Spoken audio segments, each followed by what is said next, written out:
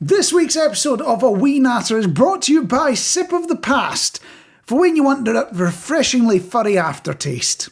I'm Mark, she's Jenny, this is indeed A Wee Natter, and I hate to start on a bad note, but I made a fatal mistake earlier today. Go on. I made the mistake of following the advice to go outdoors and enjoy it. You know, people are saying, oh, it'll be better for you, be happy, go out, enjoy the greenery, all that sort of stuff. I was stung 2 times within 2 minutes by wasps. Oh no.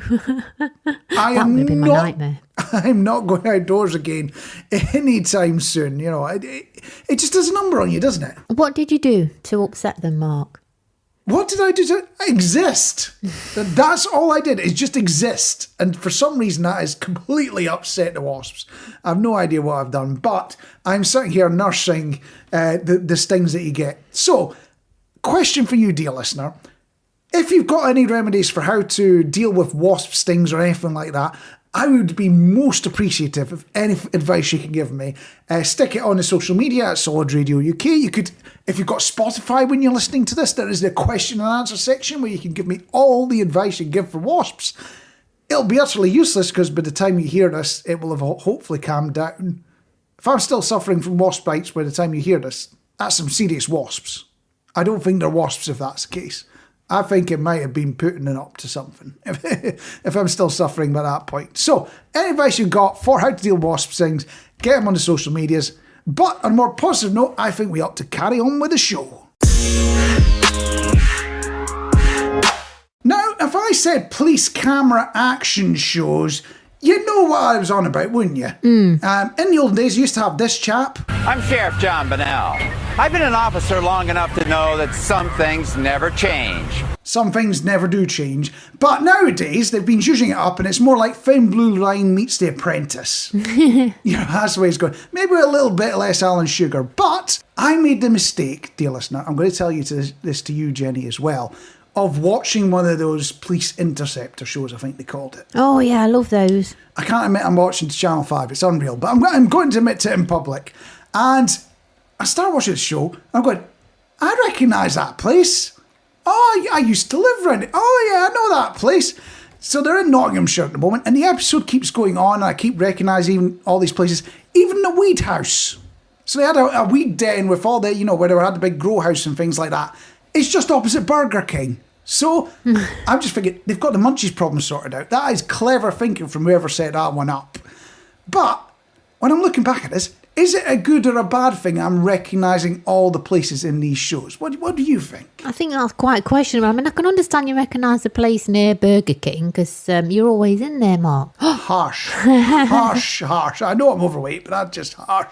And realising how close to home this all is, I'll be looking at Edna's unused garage down the road. You know the one I'm on about? It hasn't been open in 20 odd years. I'm going to be looking just a little bit more closely. I swear the WI are up to something. That jam they flog at the local fete, it's just a little bit too Moorish in my opinion. So it turns out, dear listener, that apparently Jenny has learned some massive news this week. You haven't even told me what's about yet. You've just gone, oh, they've got this big news. I want to tell everyone about it on the podcast. Well, it all started in the bath. Do I really want to know where this is going? This could be going a whole host of ways. Like, I've discovered what a loofah is. So it was a very, very kind of informative bath. So I'll kind of give you a bit of background. So I went up to Lincolnshire just to pop some flowers on Mum and Dad's grave, as I do from time to time. Yep. And then what I then normally do is then I take a picture and then I basically send the picture to my brother just to let him know that I've tidied up the grave and we popped some flowers on. So that then started a string of messages and he basically came back and said, do you know that you've got a famous step brother? Now, I knew one of my brothers was a step brother, but it turned out the brother I was speaking to, he hadn't a clue that my older brother was a step brother. So I thought it was talking about him. So apparently it turns out that one of my other brothers is also a step brother. And I mean, he's in his early 70s, but unfortunately passed away last year. But apparently it turns out that his brother, or let's say half-brother, Yeah. is Peter Bowles. And if you don't know who Peter Bowles is, he's the guy that starred in To the Manor Born. So, obviously, with Penelope Keith, and I can't remember what the character he played in To the Manor Born. Am I allowed to pretend that I don't remember what the Manor Born is? To make myself sound younger. Did I get to Oh, do you know what? If I'd have thought about this, I could have played you a bit of the music, the intro music, and then it might have made you think, oh, yeah, I remember that. Yeah. So I take it you're on about the actual guy that happened to take over the manor, and then... Yes. I don't want to give away the plot to the end of it. Richard de Vere, that's the character that he played. But yeah, it turned out, but my brother apparently never knew about it. My older brother's daughter started to do this research on, I can get the, ancestry. And she managed to find out that A, he was a stepbrother, and B, who his father was. So then when I started to look into the Peter Bowles on Wikipedia, he did indeed. He was born in London, but then I think when he was 6, his family came to live up in Nottingham. Oh, wow. So I'm like, yeah, so it's cool. But he never knew. My brother, obviously, has passed away now, never knew that Peter Bowles was his stepbrother. And the other thing as well, which I found quite interesting, was that the brother that I knew was a stepbrother, his dad never knew he existed, because apparently his dad was posted back to America. They found some letters that my mum had wrote to him, but his mum had never passed my mum's letters on to him, so he never knew he got a son in the United Kingdom. Never knew. Wow. So basically you've been learning about all your family skeletons. Yeah. So that prompts a couple of questions from me. Maybe not targeted to you, Jenny, because you've gone and shared everything here. I'm talking about you, dear listener. Are there any family secrets you've come across, whether it is somebody that's related to somebody famous or just something that's come out the closet you want to share with us that's a bit bonkers, a bit daft? I would say get on the social medias. That'd be the way to do it. At Solid Radio UK or at Solid Sooty. If you prefer to talk to cats, we totally understand it. I know where you're coming from. A lot of people do prefer to talk to Sooty. She's got over 1,000 followers, and they just love a daily chat with her. Yeah, or if you've got Spotify and that's how you happen to be listening to this, we have opened a question and answer section where you can tell us all about your sordid family secrets. You can make some names up. We don't need to know the details, but just anything that's a bit funny, bit weird, bit different about your family. I'd love to hear it, dear listener. One of these things you eventually realise as a grown adult, and I don't know if, I'm guessing I'm not the only person to notice this, is there are no rules whatsoever about what you can have for breakfast, are there?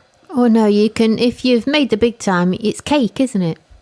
Have you actually done that before? I have, yeah. Yeah, is that the daftest thing you've had for breakfast, or is that just that's what I have on a Wednesday? No, I think that's probably one of the daftest things. I think that's what I've had for breakfast anyway. I can't think of anything else I've had apart from the normal cereals, that sort of thing, toast, but yeah, cake. Yeah, I think the daftest thing I've ever had is literal ice cream. It's the sort of thing kids go on about, let's have ice cream for breakfast. I've had literal ice cream. It might explain why the bus was popping wheelies while I was sat in the back of it. You see, I like ice cream in the winter. When people say, oh God, how can you eat ice cream? It's freezing. And like, to me, an ice cream's an ice cream. It's the same whether I'm having it in the summer or in the winter. I don't get why people say that. I think it's because it's cold and you don't really want something cold when you're already cold. You don't exactly come into the house and go, yeah, it'd be brilliant if I didn't have any central heating. I think it's that kind of element to it. It just tastes nice as it does in the summer and the winter. So, yeah, I do like having a Mr. Whippy, But the thing is, you can't find an ice cream van anywhere in the winter, so you're a bit stuck. Okay. Well, are you up for a wee quiz, Jenny? And how about you, dear listener, as well? You can play along as well. We're going to play a game called Breakfast Food or Not. I have checked in with a few places round where we happen to live here in North Notts, and checking whether they are breakfast food or not. And if you get the answer right, it's a... If you get the answer wrong, it's a... As simple as that. High score wins. That's all we're doing. So, first option, pancakes with cream. Is it a breakfast food or not? Pancakes can be a breakfast food, but I'm not sure with cream. Let's say yes. Spot on. There is a cafe literally half a mile down the road that will sell you pancakes with cream at 7 o'clock in the morning. How about for number 2, a fry-up. Well, yeah, I'd definitely say a fry-up was breakfast food. Yeah, it's a big obvious one. I had to give everyone a point. You included, dear listener, as well. Number 3, pizza. Well, not really, but I guess if you're coming in clubbing and then you buy yourself a pizza and then you fall asleep and then you realise when you wake up you've not eaten your pizza, that's the first thing you go for. You finish off your pizza. So that's a bit of a tricky one. That could be a yes or a no. But if you look at it logically, it's a no. Spot on. The fact you said when you come in clubbing, when was the last time you came back in from a club? The way you worded it there. No, pizza's not a breakfast food, but I would argue on that one. There's nowhere flogging it, but, I would eat it. How about number 4, square sausage, which if you've never been to Scotland is like the inners of a sausage smashed with a hammer into a flat patty in a bap. Is it a breakfast food or not? Well, we call them sausage cobs here, don't we? So for me, it would be a breakfast, yes. It is wrong. Nobody should eat them, but you are right. Number 5 is a buttery, which if you've never heard of it before, it's sort of like a bread or a croissant with enough lard to be a fire and a health hazard at the same time. They are beautiful. You put even more butter on the top of them, but are they a breakfast food or not? Yeah, you see, when I've gone out occasionally to some posh hotels, which sometimes I do, you do have these patisseries and croissants and things on the breakfast buffet. So I wouldn't myself, but I'm still going to go with yes. I mean, it's a bit of a trick question, that one. It could be either. Yeah. I think it should be, but the bigger problem is you just can't get them round here. We need to resolve that. Butteries need to be just a national food. It's not going to help the health crisis. It's not going to help the obesity crisis, but it will make everyone happier, and which is only a good thing. And finally, number 6, is this a breakfast food? A burger. No. You are wrong, because funnily enough, one of the burger chains, one of the big national ones, sells them along with their breakfast offering. So in my book, that counts. So how do you think you did? I did 5 out of 6. That is not too shabby, in all honesty. And how about you, dear listener? How do you do scoring out of 6? Let us know in the usual feedback ways on the internet, on the socials, all that kind of thing. But the important lesson in all this that we all need to learn is that every food can be a breakfast food. Even a Sunday roast, if you could bother to start cooking at 4 o'clock in the morning. It is a Wee Natter, and at the time of recording, dear listener, it is September, which means what? What do you think it means, Jenny? You got to wait Green Day up when it ends. Well, yeah, but I'd hate to be in Green Day, especially on Twitter or something like that nowadays. Every single person's going to go, September's ending, isn't it? On the 30th.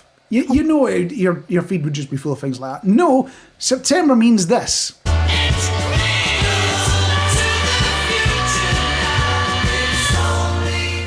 Yeah, I'll admit, I might be jumping the gun a little. I am getting looks of death from across the table, dear listener. But, half term's got to be, like a week or 2 away now?